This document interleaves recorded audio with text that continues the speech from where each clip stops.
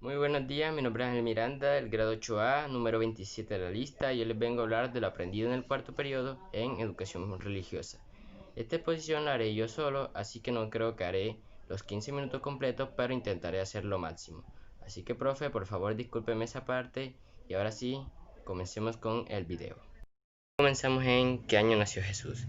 Cuando Jesús vino al mundo nadie lo estaba esperando, a pesar de que su nacimiento había sido anunciado durante siglos por los profetas y anhelado ansiosamente por el pueblo y los dirigentes de Israel. Ni siquiera trascendió la noticia como para quedar registrada.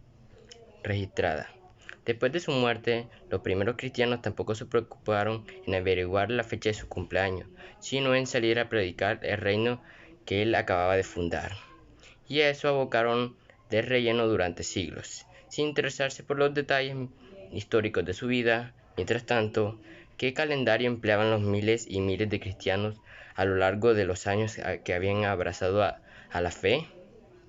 Como estaban inmersos dentro del Imperio Romano, y este era quien imponía las estructuras y normas de vida corriente y según el mismo cálculo empleado por Roma, todo el área de influencia del gobierno. El sistema consistía en contar los años a partir de la fundación de la ciudad de Roma. Ese era considerado el primer año, y de ahí en adelante se sumaban los siguientes como difícilmente recordando el imperio. Acontecimientos anteriores a aquella lejana fundación no había mayores dificultades, pero con el correr de los siglos, muchos cristianos empezaron a pensar que la fundación de la ciudad de Roma, que había sido pagada durante miles de años, primeros años de su existencia, no era el hilo más adecuado para encontrar los años. Al contrario, consideraron el nacimiento de Jesús como el suceso central de la historia. ¿Quiénes fueron las abuelas de Jesús? Conocer las abuelas no siempre es importante para comprender a una persona, ni para atender sus características.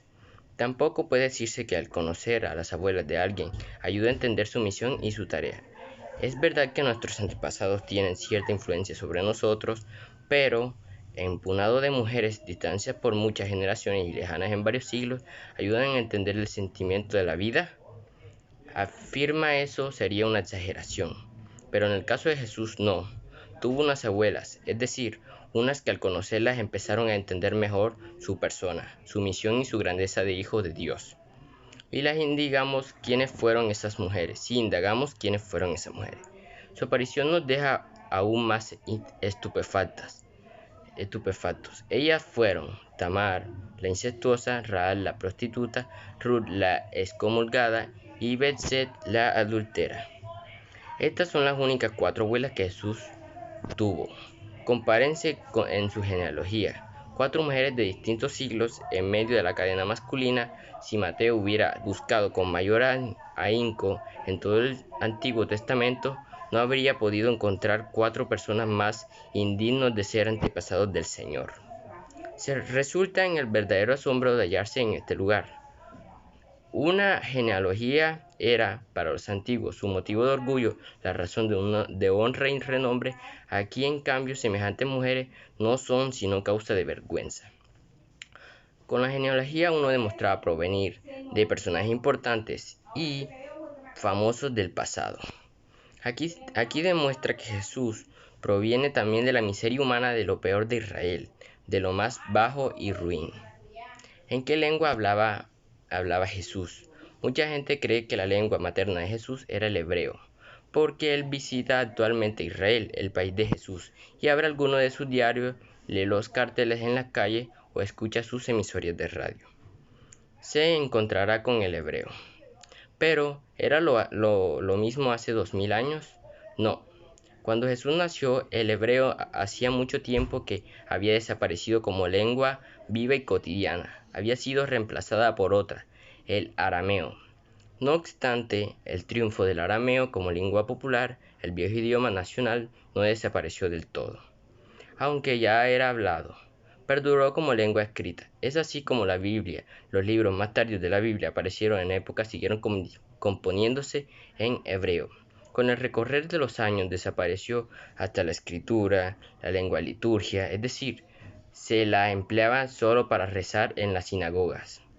Y cuando se leían estas sagradas escrituras que estaban en hebreo, por eso empezó a considerarse lengua sagrada. Pero como los judíos que asistían a rezar en la sinagoga los sábados no entendían ya la Biblia en hebreo, solía hacerse a continuación una explicación en arameo para que todos pudieran comprender los textos que sabían que se leían. Cuando nació Jesús, pues la lengua corriente de Israel era el arameo, y fue el arameo lo que aprendió a hablar. En ella contó sus parábolas y pronunció sus sermones. Con ella realizó sus milagros y curó a los enfermos. El evangelista Marcos lo confirma.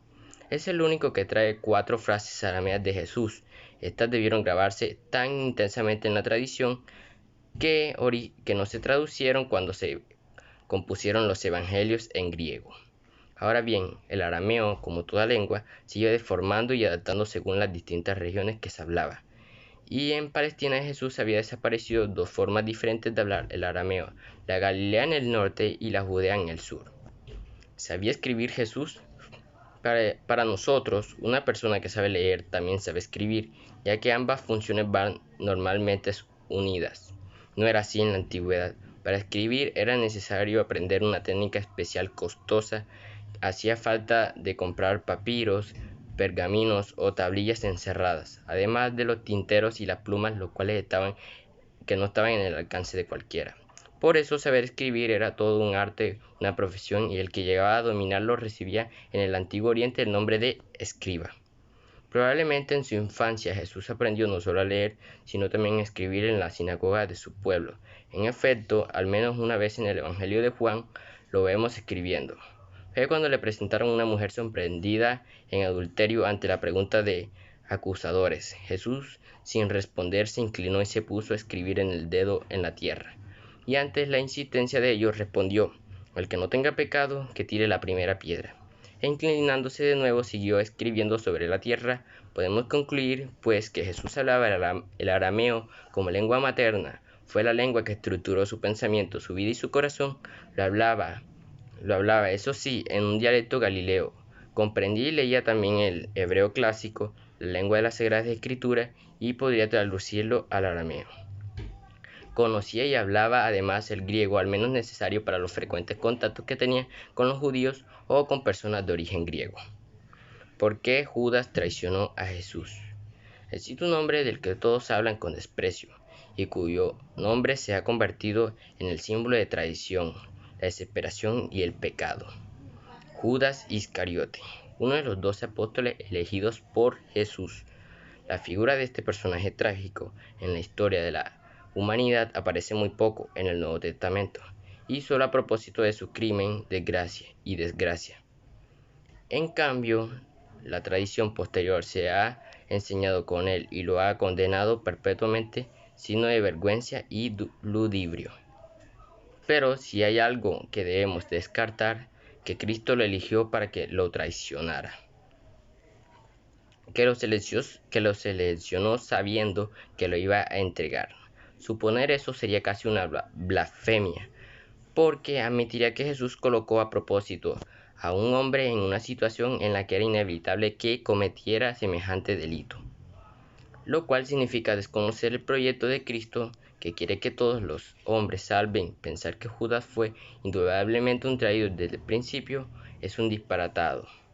¿Qué fue entonces lo que llevó a este discípulo a entregar a Jesús en las manos enemigas para que lo mataran?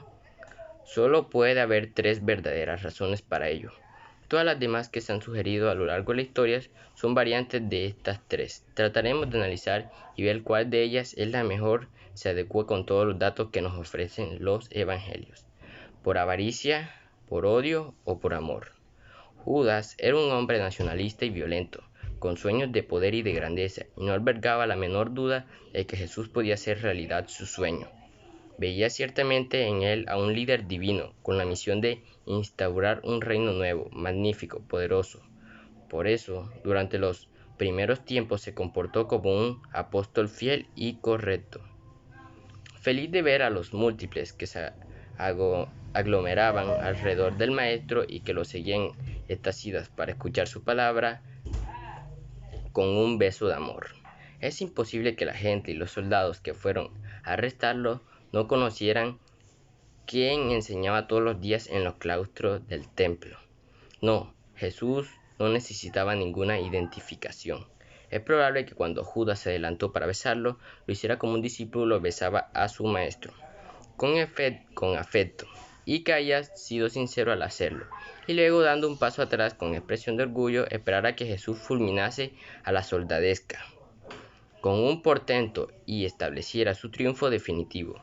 En ese momento en el que comienza la tragedia de Judas, porque comprobó que su maestro no se defendía, no ejercía violencia, no actuaba del modo esperado y comprendió, aunque tarde, que se había equivocado, que Jesús nunca había pensado en aniquilar violentamente a sus enemigos. Y desesperado fue a los sacerdotes y les devolvió el dinero, diciendo: «He pecado», entregando la sangre de un inocente. Una de las cosas más hermosas que se haya dicho de este apóstol la escribió Orígenes, el cual sugirió que cuando Judas se dio cuenta de lo que había dicho, se apresuró a suicidarse esperando encontrarse con Jesús en el mundo de los muertos, y allí, con el alma al descubierto, implorarle el perdón. Bueno, hasta aquí el video. Mi nombre es Ángel Miranda y nos vemos en un siguiente video. Gracias.